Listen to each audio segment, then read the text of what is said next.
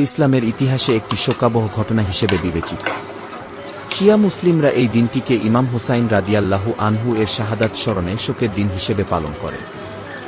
আসমান জমিন সৃষ্টিসহ পৃথিবীতে অনেক স্মরণীয় ও যুগান্তকারী ঘটনা এ মাসের 10 তারিখে 10ই মহররমের দিন কি কি ঘটেছিল প্রত্যেক মুসলমানেরই তা জানা উচিত। 10ই মহররমের দিন হযরত আদম আলাইহিস সালামের তওবা কবুল হয়েছিল। এই একই দিনে হযরত ইউনূস আলাইহিস সালাম মাছের পেট থেকে বের হয়ে এসেছিলেন। এই দিনে হযরত নূহ আলাইহিস সালামের কিশতি অর্থাৎ নৌকা জুদি পাহাড়ে এসে থেমেছিল।